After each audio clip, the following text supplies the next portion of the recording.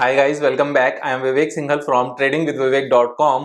और आज हम बात करने वाले हैं कि कोई भी ट्रेड लेने से पहले हमें किन बातों का ध्यान रखना चाहिए, क्योंकि एक बार हम कोई ट्रेड ले लें उसके बाद में उस स्टॉक के बारे में ज्यादा डिस्कशन कभी भी ठीक नहीं होता, क्योंकि जितनी भी तैयारी करनी है वो ट्रेड करने से पहले, ट्रेड लेने से पहले करनी चाहिए। ट्रेड लेने के बाद तो सिर्फ टारगेट का वेट करना चाहिए। तो जो कुछ भी डिसाइड करना है वो ट्रेड लेने से पहले करना है। तो कौन कौन से इंपॉर्टेंट पॉइंट्स हैं जो हमें सबसे पहले देखने चाहिए?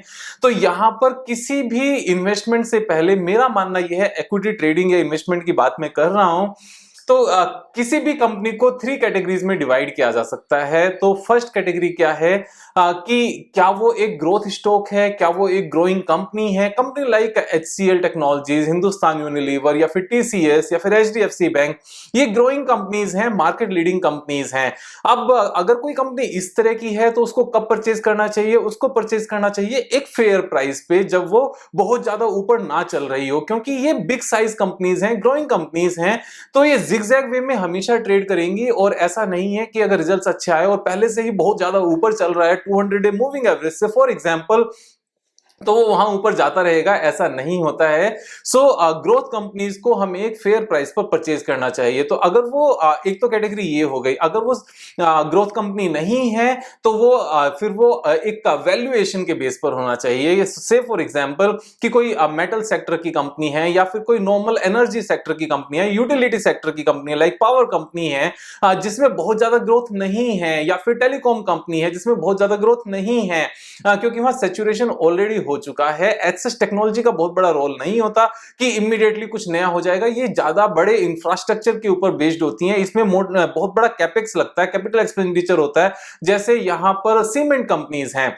तो अगर इस तरह की कंपनीज हैं तो उनको वैल्यूएशन के बेस पर लेना चाहिए। वैल्यूएशन को कैसे करना चाहिए कि से फॉर एग्जांपल अगर 100 रुपीज की कोई चीज है बुक वैल्यू के बेस पर, या फिर बाकी भी अगर आपका कोई दूसरा मैकेनिज्म है किसी कंपनी की रियल वर्थ जानने का, फॉर एग्जांपल रिप्लेसमेंट कॉस्ट भी आप देख सकते हो, या फिर सेलिंग प्राइस भी देख सकते हो कि अगर उस पर्टिकुलर कंपनी को मार्केट में सेल किया जाए तो कितने की बिकेगी, या उसके एसेट्स मार्केट में सेल की जाए तो कितने की बिकेगी। तो यहां कोई भी थियरी आप अप्लाई कर सकते हो जो ज्यादा प्रैक्टिकल हो बिजनेस पॉइंट ऑफ व्यू से। तो उस केस में अगर 100 रुपीज की कोई चीज है तो 50 या उससे नीचे परचेज करना चाहिए। तो यहां पर वैल्यूएशन वाला तरीका है। यहां जो वैल्यूएशन वाला तरीका है, इस तरीके को वॉरेन बफेट जी अप्लाई करते थे अपने अर्ली डेज में। उसके बाद में जब उन्हें चार्ल्स मुंगर मिले तो वहां उन्होंने उसको चेंज कर लिया अपने इस तरीके को। ग्रेट कंपनीज जो ग्रोथ कंपनीज हैं उनमें एक फेयर वैल्यूएशन के बेस पर बाय करने पे। तो दोनों अलग अलग तरीके हैं। हमें ऐसा नहीं सोचना चाहिए कि जब हिंदुस्तान यूनिलीवर बुक वैल्यू से नीचे आ जाएगा तब हम उसको परचेज करेंगे। That is not practically possible, क्योंकि उतनी हाई ग्रोथ वाली कंपनीज बुक वैल्यू से नीचे नहीं आती हैं। तो दोनों अलग अलग कैटेगरीज हैं। अब यहां पर एक हाई ग्रोथ की कैटेगरी मैंने बताई, सेकंड मैंने अंडर वैल्यूएशन के बेस पर बताया कि चीज जरूरत से ज्यादा सस्ती हो गई। फॉर एग्जांपल यहां पर PNB है, पंजाब नेशनल बैंक है, 84 is the book value, currently quoting at 40। तो यहां पर आधे से भी कम पर चल रहा है। तो जब फेयर प्राइस पर आ जाए तब निकल जाओ। इससे पहले जो मैंने ग्रोथ कंपनीज को बताया कि अल्ट्रा हाई ऊपर के प्राइस से वो जब फेयर प्राइस पर आ जाए तो ले लो, और फिर जब ज्यादा ऊपर चला जाए तो बेच दो। ग्रोथ कंपनी के केस में ये करना चाहिए। लेकिन जो नॉर्मल कंपनीज हैं उनको क्या करना चाहिए, जब जरूरत से ज्यादा सस्ती हो जाए तब ले लो, और जब वो फेयर प्राइस पर आ जाए तो निकल जाओ। फेयर प्राइस से ऊपर उनको नहीं रखना चाहिए। तो दोनों अलग अलग तरीके हैं।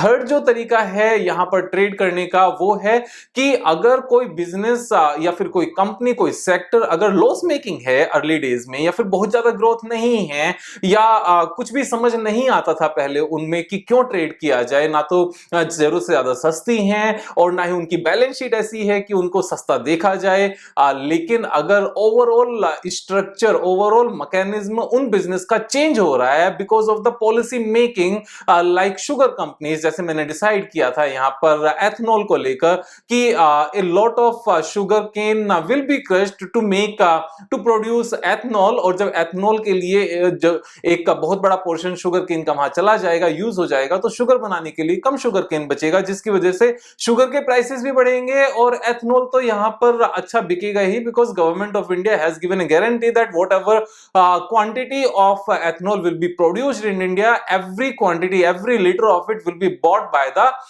गवर्नमेंट। तो यहाँ पर गवर्नमेंट की तरफ से ये एक पूरी गारंटी दी गई है। इस बात को आप न्यूज़पेपर में भी पढ़ सकते हो यहाँ पर।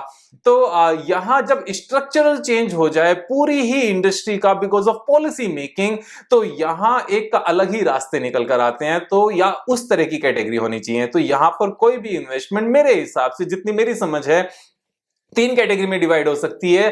Great companies, high growth companies, उनको जरूरत से ज्यादा महंगे पर नहीं परचेज करना चाहिए, फेयर प्राइस पर, एक रीजनेबल प्राइस पर आने का वेट करना चाहिए। मेरे हिसाब से वो reasonable price 200 day moving average भी होता है, आरएसआई के बेस पर भी ले सकते हो, ऊपर से कितने परसेंट करेक्ट होता है उसके बेस पर भी ले सकते हो। Any of the mechanism you can choose to buy according to this. तो यहां पर एक ये पॉइंट है। सेकंड है, अगर कंपनीज बहुत ज्यादा सस्ती वैल्यूएशन पर हैं तो जरूरत से ज्यादा सस्ते वैल्यूएशन पर लो और उसको फेयर प्राइस पर, एक नॉर्मल प्राइस पर बेच दो। और थर्ड है, अगर उस इंडस्ट्री या कंपनी में एक मेजर चेंज हुए हैं पॉलिसी के तहत, तो यहां पर गवर्नमेंट की तरफ से पॉलिसी चेंज हो जाए, या फिर जैसे चाइना ने स्टील की जो प्रोडक्शन है स्टील की उसको काफी कम कर दिया है। 33 इयर्स में लास्ट क्वार्टर में चाइना ने सबसे कम प्रोडक्शन किया है स्टील का। तो जब चाइना प्रोडक्शन कम करेगा तो rest of the world production बढ़ाएगा, क्योंकि अब उन कंट्रीज में चाइना से माल आना बंद हो जाएगा। अब चाइना ने क्यों कम किया? क्योंकि वो एक अच्छा खासा अपनी जीडीपी को स्ट्रॉन्ग कर चुका है। अब उसको लगता है कि जो हाई पोल्यूशन क्रिएट करने वाली इंडस्ट्रीज हैं उनको थोड़ा सा कम किया जाए और टेक्नोलॉजी की तरफ जाया जाए, क्योंकि टेक्नोलॉजी उतना ज्यादा पोल्यूशन क्रिएट नहीं करती। वो अपना एक शिफ्ट लेकर आना चाहते हैं इंडस्ट्रियलाइजेशन से थोड़ा सा हाईटेक की तरफ, तो जहां सॉफ्टवेयर साइड ज्यादा है। तो वो इस चेंज पर लगा हुआ, उसका बेनिफिट पूरे वर्ल्ड को मिलता है, खासतौर से countries like India. Those are in still initial stage of the development. आजकल के हिसाब से मैं बात कर रहा हूं, वैसे तो developing country it has been for more than 30, 40, 50 years, लेकिन एक्चुअल जो डेवलपमेंट है वो अब नजर आता है। तो तीसरा वो तरीका है। अब इन तीनों चीजों को यूज करने के साथ में एक और जो मोस्ट इंपॉर्टेंट पॉइंट है वो ये कि आप ये इन्वेस्टमेंट करना ही क्यों चाहते हो। सबसे पहले जो 3 क्वेश्चंस थे कि वो किस कैटेगरी में हमने इन्वेस्ट करना चाहिए और किस प्राइस लेवल का हमें वेट करना चाहिए। जो फोर्थ है कि हमें इन्वेस्टमेंट करना ही क्यों है। अगर इन्वेस्टमेंट करना है कि बच्चों की पढ़ाई करनी है तो हमारे पास कितने इयर्स हैं उस चीज को ध्यान में रखना चाहिए। अगर वेल्थ क्रिएशन के लिए करना है तो हमारे पास 20 इयर्स हैं तो उस हिसाब से करना चाहिए। लेकिन अगर हमें लगता है कि नेक्स्ट ईयर की बच्चों की स्कूल की फीस देनी है इसलिए करना है तो एक्चुअल में करना ही नहीं चाहिए। अगर हमने कार परचेज करने के लिए पैसे इकट्ठा करना है कि 4 इयर्स बाद मैं अपनी न्यू गाड़ी लूंगा तो उसके लिए मैंने पैसे इकट्ठे करने, तो जब तक ये गोल डिसाइड नहीं होगा तो हमें नहीं पता होगा कि कितने साल में कितना पैसा चाहिए, तो कितना पैसा हमें इसमें लगाना है। और कई बार क्या गलती होती है कि पैसा हमें कुछ वापस से चाहिए होता है खर्चे के लिए जस्ट आफ्टर 2 इयर्स और हम आज लगा देते हैं, तो वो एक गलत तरीका है। जो पैसा आपको एक पर्टिकुलर डेट पर चाहिए उसी पैसे को उसमें लगाओ और वो टाइम कम से कम 3 इयर्स का मार्केट में होना चाहिए, because nobody knows about it कि कितना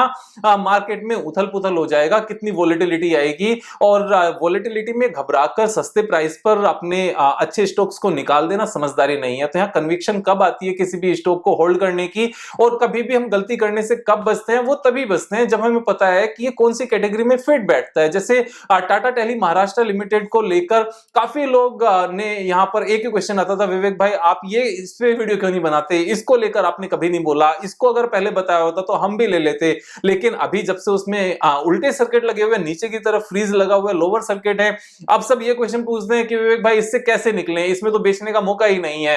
तो यहाँ इन चीजों को ध्यान रखना है। जैसे टीसीएस को लेकर, आईटी कंपनीज को लेकर मैंने एक वीडियो बनाई थी पूरे आईटी सेक्टर को लेकर कि किस तरीके से उसमें रेसिस्टेंस नजर आ रहे थे और कैसे आईटी में मुझे यहां से स्टॉक प्राइसेस में ग्रोथ नजर नहीं आती। कंपनीज में लगातार ग्रोथ है, लेकिन अगर स्टॉक प्राइसेस पहले ही बहुत ज्यादा ऊपर जा चुके हो तो उसमें एक कंसोलिडेशन आ जाता है। तो यहाँ वही बात है कि ग्रेट कंपनी है लेकिन जरूरत से ज्यादा हाई प्राइस पर लेंगे तो अच्छी बात नहीं है, उसको कूल डाउन होने देना चाहिए, 200 डे मूविंग एवरेज तक आने देना चाहिए, तब बाय करना चाहिए। तो अलग अलग चीजें अलग अलग तरीके से काम करती हैं। जैसे बहुत सारी बार क्वेश्चन किया जाता है, विवेक भाई आप पीएनबी को लेकर इतने बुलिश होते हो, तो अगर ये इतना ही अच्छा था तो इतना टूटा क्यों था? लेकिन जब तक नहीं टूटा था तब तक ये उतना अच्छा नहीं था, क्योंकि ये बुक वैल्यू से ऊपर ट्रेड कर रहा था। उसके बाद में जब ये जरूरत से ज्यादा टूट गया तब ये बुक वैल्यू से हाफ से भी नीचे आ गया तो मैं बुलिश हो गया। सो हर स्टॉक को परचेज करने का एक अलग अलग वक्त होता है, एक अलग टाइम होता है। जब ये नॉर्मल प्राइस पर चला जाएगा तब देखेंगे कि कितनी और इसमें ग्रोथ बची है, पता चले कि उस टाइम ये ग्रोथ कंपनी बन जाए। हो सकता है तब तक इसकी बुक्स इतनी ज्यादा अच्छी हो जाए, सुपर्ब इसके